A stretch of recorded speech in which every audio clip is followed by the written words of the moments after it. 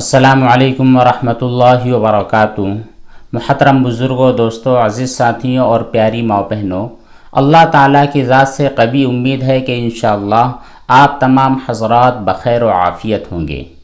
ہم اپنے آج کے سوالات اور ان کے جوابات کے سلسلے نمبر 43 کی طرف بڑھتے ہیں اور بہت سارے سوالوں کے جوابات دینے کی کوشش کرتے ہیں۔ پہلا سوال کیا ہے مسکان انصاری نے۔ سوال ان کا یہ ہے: السلام علیکم مفتی صاحب۔ وعلیکم السلام ورحمۃ اللہ وبرکاتہ۔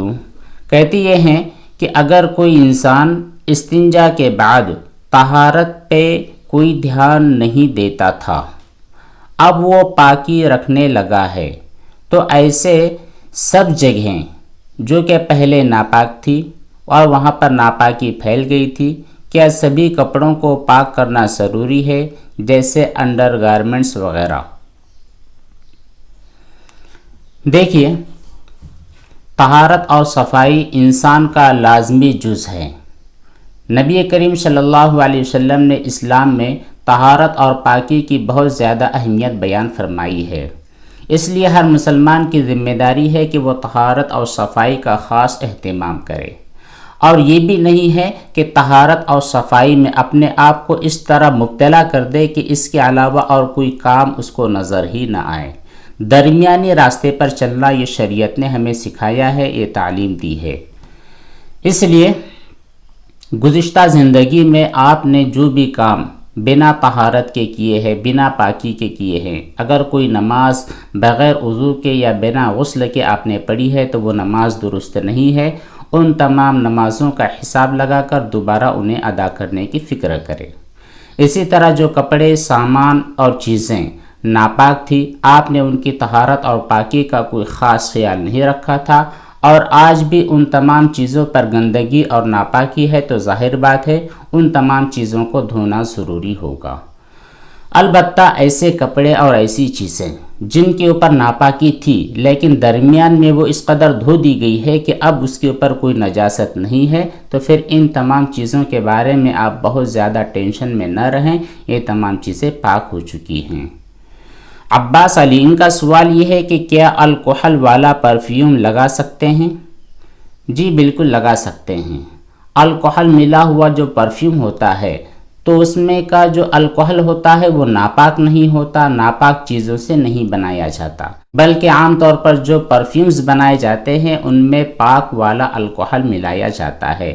اگر آپ کو بنا الکحل والا پرفیوم کہیں مل جاتا ہے تو اس کو استعمال کرنا بہتر ہے بنسبت اس کے۔ البتہ اگر آپ نے استعمال کر لیا ہے تو پھر شرعی اعتبار سے کوئی حرج نہیں ہے، کپڑے ناپاک نہیں ہوں گے، بدن بھی ناپاک نہیں ہوگا، اسے لگا کر باقاعدہ آپ نماز وغیرہ پڑھ سکتے ہیں، کوئی حرج نہیں ہے۔ التمش قاضی کا سوال یہ ہے کہ نائٹ فال ہو گیا ہے، سردی بہت ہے، گھر والے غسل نہیں کرنے دیتے ہیں تو کیا کریں؟ غسل نہیں کرنے دیتے ہیں اس کا مطلب سمجھ میں نہیں آیا۔ البتہ سردی وغیرہ ہونے کے باوجود آپ کے لیے تیمم کرنا جائز نہیں ہے۔ آپ کے لیے ضروری ہے کہ سردی جب بہت زیادہ ہے تو گرم پانی کا استعمال کرے۔ گرم پانی کرنے کے لیے جو بھی ذرائع ہو سکتے ہیں وہ تمام ذرائع اختیار کرے، پانی کو گرم کرے، غسل کرے اور نماز کی ادائیگی کرے۔ عباس علی پھر سے پوچھتے ہیں کیا پینٹ وغیرہ کو موڑنا نہیں چاہیے؟ دیکھیے، پینٹ کو موڑنے کا سوال اس وقت پیدا ہوتا ہے جبکہ ہماری پینٹ بڑی ہو۔ ظاہر بات ہے جب بڑی پینٹ ہوتی ہے اور ٹخنوں سے نیچے لٹکتی ہے تو عام طور پر ہمیں وہ اچھا نہیں لگتا، اور نماز کی ادائیگی کے وقت ہم بہت زیادہ پریشان ہو جاتے ہیں، اسی لیے وہ موڑتے ہیں۔ تو پہلی چیز تو یہ ہے کہ آپ لمبی پینٹ نہ سلوائیں، کیونکہ عام طور پر بھی نماز میں بھی اور نماز کے علاوہ کی جو مکمل زندگی ہے اس پوری زندگی میں لمبی پینٹ پہننا، لمبی شلوار پہننا، لمبی ازار پہننا، اس قدر لمبی ہو کہ وہ ٹخنوں سے نیچے پہنچ جائے، اس کی اجازت شریعت نے ہمیں نہیں دی ہے، منع کیا ہے۔ نبی کریم صلی اللہ علیہ وسلم نے بھی سخت وعید بیان فرمائی ہے۔ اس لیے پہلی کوشش تو آپ یہ کریں کہ آپ کی پینٹ لمبی نہ ہو، اور اگر لمبی ہے تو اسے کٹنگ کر کے چھوٹی کر لیں، اور اگر کٹنگ کرنے کی بھی نوبت نہیں آئی ہے، یہاں تک کہ آپ نماز کے لیے کھڑے ہو چکے ہیں، تو اس صورت میں آپ کے لیے ضروری ہے کہ پینٹ کو تھوڑا اونچا کر لے، جو کمر کی طرف حصہ ہوتا ہے یہاں سے پکڑ کر اوپر اٹھا لے تاکہ آپ کے ٹخنے نظر آئے، نیچے سے موڑنا درست نہیں ہے۔ عباس علی صاحب کا ایک سوال ہے، استنجا کرنے کے صحیح طریقہ کیا ہے؟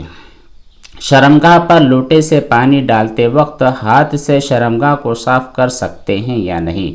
اگر روزہ ہو تو کیا اس طرح کرنے سے روزہ ٹوٹ جائے گا؟ کس طرح کے استنجا سے روزہ ٹوٹتا ہے؟ کسی بھی طرح کے استنجا کرنے کی وجہ سے روزے پر کوئی اثر نہیں ہوتا ہے۔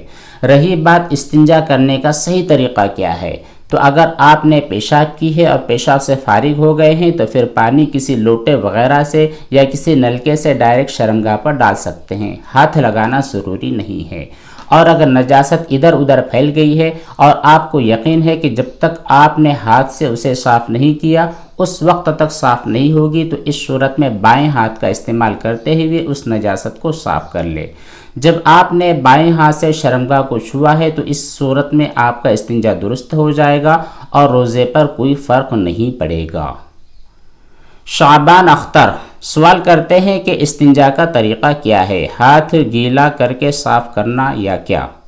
صرف ہاتھ گیلا کر کے صاف کر دینے سے استنجا صحیح نہیں ہوتا ہے، بلکہ استنجا کا مطلب یہ ہوتا ہے کہ جہاں پر ناپاکی اور نجاست لگی ہے، چاہے پیشاب والی جگہ پر چاہے پخانے والی جگہ پر، وہاں پر آپ اس قدر پانی بہا دیں کہ نجاست دھل کر نیچے چلی جائے۔ صرف گیلے ہاتھ سے پوچھ لینے کی وجہ سے استنجا صحیح نہیں ہوتا ہے۔ وجیہہ نیاز کہتی ہیں، مفتی صاحب جو کپڑے ہم فنکشن وغیرہ میں لیتے ہیں اور پھر سال بھر وہ استعمال میں نہیں آتے ہیں، تو ایسے کپڑے غیر ضروری ہوتے ہیں اور وہ نصاب میں داخل ہوتے ہیں یا پھر نصاب میں داخل نہیں ہوتے؟ اس کی وجہ سے قربانی کا کیا حکم ہے؟ زکوٰۃ واجب ہوتی ہے انسان پر اس صورت میں جب کہ اس کے پاس 52.5 تولہ چاندی یا اس کی قیمت ہو، 7.5 تولہ سونا یا اس کی قیمت ہو، یا پھر مال تجارت ہو۔ یہ تمام چیزیں مل کر جب نصاب کی مقدار تک پہنچ جاتی ہے تو پھر زکوٰۃ واجب ہوتی ہے۔ یہی نصاب قربانی کا بھی ہوتا ہے۔ البتہ قربانی میں یہ بھی چیز ہے کہ جو ضروریات سے زائد چیزیں ہیں وہ اگر نصاب کو پہنچ جائی تب بھی قربانی واجب ہوگی۔ ایسے کپڑے اور ایسی تمام چیزیں جو ہماری ضرورت میں نہیں ہوتی ہے، ان تمام چیزوں کو بھی قربانی کے نصاب میں جمع کیا جاتا ہے۔ آپ نے جو کہا ہے کہ آپ کے پاس جو کپڑے ہیں، اور عام طور پر خواتین کے یہاں ہوتا ہی ایسا ہے کہ بہت سارے کپڑے وہ صرف فنکشن کے لیے استعمال کرتی ہیں اور ایک مرتبہ استعمال کرتی ہیں اور پھر زندگی بھر کبھی اس کو دیکھتی بھی نہیں ہے۔ تو ایسے جو کپڑے ہوتے ہیں جنہیں آپ نے صرف ایک مرتبہ پہن لیا اور اس کے بعد آپ زندگی بھر کبھی بھی اس کو استعمال نہیں کرنا چاہتی ہیں، تو ایسے تمام کپڑے حوائج اصلیہ یعنی ضروریات اصلیہ سے زائد ہیں، ان تمام چیزوں کے اوپر قربانی واجب ہوتی ہے۔ اور اگر کوئی کپڑا ایسا ہے جس سے آپ نے ایک فنکشن میں پہنا ہے اور بعد میں 6 مہینے کے بعد 8 مہینے کے بعد پہنا ہے، تو اب یہ ضروریات اصلیہ سے زائد چیزیں نہیں ہوئی ہیں۔ پٹھان الیاس قلم نوری صاحب کہتے ہیں، السلام علیکم مفتی صاحب، پانی پینے کے آداب کیا ہیں؟ پانی پینے کے آداب میں سب سے پہلی چیز تو یہ ہے کہ بسم اللہ الرحمن الرحیم پڑھ کر پئیں، بیٹھ کر کے پئیں، سر اگر کھلا ہے تو سر کو ڈھانپ کر پیئیں، دائیں ہاتھ سے پینا ہے اور ایسے گلاس اور ایسے برتن میں پینا ہے جس کا کونا اور جس کا کنارہ کٹ نہ ہوا ہو، جس کی وجہ سے آپ کی زبان یا پھر ہونٹ زخمی نہ ہو۔ اسی طرح پانی کے اندر پھونک مار کر بھی نہیں پینا ہے، 3 سانس میں آپ کو پانی پینا ہے، بالکل ٹھہر ٹھہر کر اطمینان سے پینا ہے، اور جب پانی پی چکو تو اس کے بعد الحمدللہ کہنا ہے۔ ریاض لاری صاحب کہتے ہیں، السلام علیکم مفتی صاحب، جب ناپاک موبائل کو پوچھ دیا جاتا ہے سوکھے کپڑے سے تو کیا وہ کپڑا ناپاک ہو جاتا ہے؟ ظاہر بات ہے جس وقت ہم اپنے ناپاک موبائل، چارجر، لیپ ٹاپ یا کسی بھی الیکٹرانک چیز کو جس کو ہم دھو نہیں سکتے ہیں اور اس کے اوپر نجاست جو موجود ہے اس کو پوچھ لینے کی وجہ سے آسانی سے ختم بھی ہو جاتی ہے، تو ان تمام چیزوں کو صرف پوچھ دینے کی وجہ سے پاک ہو جائے گی۔ اب جو نجاست موبائل یا کسی چیز پر تھی اس نجاست کو ہم نے کپڑے سے صاف کیا ہے تو وہ نجاست وہاں سے منتقل ہو کر کپڑے میں آ گئی ہے، تب کپڑا ناپاک ہو جائے گا، اسے دھونا ہی ہوگا۔ الطاف اختر صاحب سوال کرتے ہیں، السلام علیکم مفتی صاحب، اگر ناپاک کپڑے کو ایک بار دھوئے ہیں اور گیلے کپڑے کو بالٹی میں رکھے ہیں، وہ بالٹی بھی گیلی تھی اور بالٹی بیگ سے ٹچ ہو گئی ہے، تو اس صورت میں ان کپڑوں کی وجہ سے بالٹی اور جو دوسری چیز بیگ وغیرہ ہے وہ بھی ناپاک ہوں گی یا پھر کیا حکم ہے؟ دیکھیے، آپ نے جن ناپاک کپڑوں کو صرف ایک مرتبہ دھویا ہے، دیکھنا یہ ہے کہ اس میں جو نجاست تھی وہ نجاست دکھنے والی تھی یا نہ دکھنے والی تھی۔ اگر نجاست دکھنے والی نہیں ہے تو اس صورت میں اس کی طہارت کا حکم یہ ہے کہ 3 مرتبہ اچھی طرح دھونا ہے اور نچوڑنا ہے۔ اور اگر نجاست دکھنے والی تھی اور وہ دکھنے والی نجاست ایک مرتبہ میں ہی پوری طرح صاف ہو چکی ہے، اب اس کے اوپر کوئی بھی نجاست کا اثر نہیں ہے، تو پھر آپ کا وہ کپڑا پاک ہو چکا ہے، اس کی وجہ سے بالٹی بھی ناپاک نہیں ہوگی، جو بیگ وغیرہ اس کو ٹچ ہوئی ہے وہ بھی ناپاک نہیں ہوگی۔ پٹھان الیاس قلم نوری صاحب کہتے ہیں، السلام علیکم۔ وعلیکم السلام ورحمۃ اللہ وبرکاتہ۔ کہتے یہ ہیں کہ دانت کو صاف کرنے کے لیے مسواک استعمال کرنا کیسا ہے؟ مسواک کا استعمال کرنا نہ صرف یہ کہ پسندیدہ ہے بلکہ سنت ہے۔ نبی کریم صلی اللہ علیہ وسلم نے مسواک کی بہت زیادہ پابندی فرمائی ہے، اور ہر نماز کے وقت آپ صلی اللہ علیہ وسلم مسواک فرمایا کرتے تھے، اس لیے ہم بھی مسواک کریں، مسواک کی سنت کو زندہ کریں۔ اسی طرح عام طور پر دانتوں کی صفائی کے لیے بھی آپ مسواک کو استعمال کر سکتے ہیں۔ پرنس پیرل، ان کا سوال یہ ہے کہ جی مجھے طہارت کے بعد محسوس ہوتا ہے کہ پیشاب کے قطرے نکل گئے ہیں، اس بارے میں کوئی حل بتائے، میں بہت پریشان ہوں۔ آپ کو بالکل پریشان ہونے کی ضرورت نہیں ہے، کیونکہ آپ صرف محسوس کر رہے ہیں کہ پیشاب کے قطرے نکلے ہیں۔ ظاہر بات ہے، محسوس کیا جانا اور یقین ہونا یہ دونوں الگ الگ چیزیں ہیں۔ اب وہ یقینی بات نہیں ہے کہ پیشاب کے قطرے ہر حال میں نکلے ہی ہوں گے، اس لیے آپ اس چیز کے اوپر بہت زیادہ دھیان اور توجہ دے کر اپنے آپ کو پریشانی میں مبتلا نہ کریں۔ ہاں، اگر واقعتاً پیشاب کا کوئی قطرہ نکلا ہے تو پھر اس صورت میں آپ کا وضو فاسد ہو جائے گا، وضو کو دہرا لے، اور جس جگہ پر وہ قطرہ لگا ہے 1 درہم سے کم ہے تو پھر دھونے کی کوئی ضرورت نہیں ہے، لیکن اگر آپ دھو لیں گے تو افضل کام ہے، البتہ دھونا ضروری نہیں ہے۔ ویسے بھی عام طور پر جو وسوسے اور شک ہوا کرتے ہیں، ان تمام وسوسوں اور شکوں سے اپنے آپ کو بچانا انتہائی ضروری ہے۔ اگلا سوال کرتے ہیں گیمر بوائے۔ سوال ان کا یہ ہے کہ مولانا صاحب، اگر 3 بار اچھے سے پانی بہا دیا اور نچوڑنے میں شک ہو رہا ہو تو پھر کیا کرے؟ اگر آپ ابھی کپڑے دھو رہے ہیں اور آپ کو شک ہو رہا ہے کہ میں نے کپڑے 3 مرتبہ تو دھو لیے لیکن نچوڑا ہے یا نہیں نچوڑا ہے، تو ابھی نچوڑ لے، اس کے بعد میں کوئی شک باقی نہیں رہے گا۔ یوٹیوب کنگ، سوال ان کا یہ ہے کہ، اور دوسرا سوال ہے کہ ناپاک کپڑے واشنگ مشین میں دھلنے کے بعد نچوڑ لیے جائیں تو کیا وہ پاک ہو جائیں گے؟ بالکل پاک ہو جائیں گے۔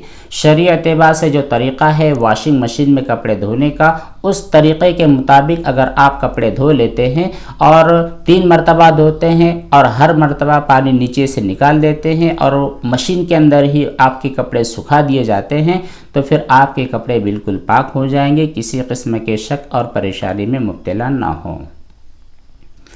ریاض لاری صاحب کا سوال یہ ہے کہ مفتی صاحب، آر او مشین میں جو ہوتا ہے اس کی صفائی کے لیے اس کی ریپیئرنگ کرتے وقت ناپاک گیلا ہاتھ ایسی جگہ پر ٹچ ہو گیا ہے جس کی وجہ سے پانی آر او میں پہنچتا ہے، تو اس صورت میں اب چونکہ وہ مشین بند کر دیا گیا ہے، پانی اوپر سے جاری ہے اور وہ جس جگہ ناپاک ہاتھ لگا ہے وہاں پر ٹچ ہو کر کے ناپاک پانی پورے آر او میں بھر گیا ہے، تو اب اس کی پاکی کا طریقہ کیا ہے؟ دیکھیے، آر او مشین بھی ایک بالٹی اور ایک جگ اور ایک مگے کی طرح ہے۔ اب اس کے اندر جو بھی پانی ہے وہ پورا کے پورا پانی ناپاک ہو چکا ہے، چونکہ جہاں سے پانی سپلائی ہو رہا ہے درمیان میں ہی آپ کا ناپاک ہاتھ لگا ہے، تو وہ پوری ناپاکی جمع ہو کر اس آر او میں جمع ہو چکی ہے۔ اب آپ یہ کام کرے کہ اس میں کا جتنا پانی ہے وہ پورا کے پورا پانی بہا دے، نیچے سے گرا دے، اب دوبارہ پانی اس کے اندر بھرے، دوسری مرتبہ بھرا جانے والا پانی پاک رہے گا۔ پرنس پیرل، ان کا سوال یہ ہے کہ اگر زمین پہ یا پھر دیوار پہ لگی ناپاکی سوکھی ہوئی ہے تو کیا اس پر ہاتھ یا پیر لگنے کی وجہ سے ہاتھ یا پیر ناپاک ہو جائیں گے؟ اور کیا اس ناپاک زمین پہ کوئی کپڑے گر جائے تو کیا وہ بھی ناپاک ہو جائیں گے؟ پہلی چیز تو یہ ہے کہ زمین یا دیوار ان جگہوں پر اگر کوئی نجاست گر جائے اور نجاست گرنے کے بعد ہوا یا دھوپ کی وجہ سے اس قدر سوکھ جائے کہ اس پر نجاست کا کوئی بھی اثر باقی نہیں ہے تو پھر یہ دونوں چیزیں پاک ہو جائے گی۔ اب اس صورت میں وہاں پر اگر آپ کا ہاتھ لگتا ہے یا پیر لگتا ہے یا پھر کوئی چیز وہاں پر گر جاتی ہے تو اس صورت میں کوئی بھی چیز ناپاک نہیں ہوگی۔ البتہ اگر زمین یا دیوار پر نجاست گری ہے، ابھی تک وہ سوکھی نہیں ہے بلکہ گیلی ہے، اور گیلا ہونے کی وجہ سے آپ کا ہاتھ وہاں پر لگ جاتا ہے یا اسی طرح پیر لگ جاتا ہے یا کوئی اور چیز لگتی ہے اور اس ناپاکی کا اثر آپ کے ہاتھ میں، پیر میں یا کپڑے وغیرہ میں آ جاتا ہے تو اس صورت میں یہ تمام چیزیں ناپاک ہوگی۔ ریاض لائری صاحب کہتے ہیں پانی کی ٹنکی ناپاک ہو جائے تو کون سا طریقہ ہے پاک کرنے کے لیے؟ اگر وہ ٹانکی 225 اسکوائر فٹ سے کم ہے یعنی 10 دردہ سے کم ہے تو اس صورت میں اس پوری ٹانکی کو صاف کرنا ہوگا، اس کا پورا پانی باہر نکالنا ہوگا، آپ کی ٹانکی پاک ہو جائے گی۔ ایک اسٹوڈنٹ ہے، ان کا سوال ہے استنجا کرنے کے بعد ہاتھ دھوتے وقت چھینٹے کپڑے پر اڑتے ہیں تو وہ ناپاک ہوتے ہیں؟ جب آپ نے استنجا کیا، نجاست والی جگہوں کو چھوا ہے اور وہاں پر پانی ڈال کر دھو دیا ہے تو اس صورت میں وہ جگہ جہاں پر نجاست تھی وہ خود پاک ہو گئی ہے۔ اب پاک ہونے کی وجہ سے دوبارہ آپ نے اپنے ہاتھ پر جو پانی ڈالا ہے اس کی وجہ سے آپ کا ہاتھ بھی پاک ہو چکا ہے۔ اب جب آپ واش روم سے باہر آتے ہیں اور ہاتھ دھوتے ہیں تو ظاہر بات ہے اب آپ کے ہاتھوں پر کوئی نجاست اور ناپاکی نہیں ہے، تو اس لیے دھوتے وقت جو قطرے اور جو چھینٹے آپ کے کپڑے یا بدن پر لگتے ہیں وہ ناپاک نہیں ہوتے ہیں، کسی قسم کی فکر نہ کریں۔ التمش قاضی کا سوال ہے مفتی صاحب میری زندگی بہت بری چل رہی ہے، دین پر چل رہا ہوں پھر بھی دین پر چلنے کے بعد وہمی ہو گیا ہوں، بہت پریشان ہوں۔ دین پر چلنے کی وجہ سے کوئی بھی آدمی پریشان نہیں ہوتا ہے، دین پر چلنے کی وجہ سے کوئی بھی آدمی مشکلات میں نہیں پڑتا ہے۔ آپ کے ذہن میں جو بات فٹ ہو گئی ہے کہ دین پر عمل کرنے کی وجہ سے میں پریشان ہوں، یہ ایک شیطانی خیال ہے، آپ اس خیال کو اپنے ذہن سے باہر نکال دیں۔ اللہ تبارک و تعالیٰ نے قرآن کریم میں ارشاد فرمایا ان الدین عند اللہ الاسلام، اللہ تعالیٰ کے نزدیک جو سب سے زیادہ پسندیدہ اور محبوب دین ہے وہ دین اسلام ہے، اور یہ جو دین اسلام ہے یہ سراسر رہنمائی، رہبری اور آسانیوں سے بھرا ہے۔ اس لیے آپ پہلی بات تو اپنے ذہن سے نکال دیں کہ دین پر چلنے کی وجہ سے آپ پریشان ہیں، بالکل پریشان نہیں ہے، ہاں شیطانی بہکاوے کی وجہ سے پریشان ضرور ہے۔ جو طہارت اور پاکی کے مسائل ہوتے ہیں ان کو اس قدر اپنے آپ پر حاوی کر لینا کہ طہارت اور پاکی کے علاوہ کوئی اور چیز نہ سوجھے، یہ غلط چیز ہے۔ ہاں جہاں تک آپ واش روم میں ہیں، بیت الخلاء میں ہے، یہاں پر آپ طہارت اور پاکی کا خیال رکھیں، وہاں سے باہر نکلنے کے بعد آپ بھول ہی جائے کہ میں کسی ناپاک جگہ گیا تھا یا ناپاک جگہ بیٹھا تھا۔ اگر آپ ہمیشہ اپنے ذہن پر طہارت کے خیال اور ناپاکی اور پاکی کے خیالات اپنے ذہن پر حاوی رہنے دیں گے تو ظاہر بات ہے شیطان آپ کو اچک لے گا، پریشان کرے گا۔ اس لیے جو درمیانی راہ ہوتی ہے، اعتدال والا راستہ ہوتا ہے، وہی اپنائیں۔ اللہ تبارک و تعالیٰ سے دعا ہے کہ ہم تمام کو عمل صالح کی توفیق عطا فرمائے، آمین۔ والسلام علیکم ورحمۃ اللہ وبرکاتہ۔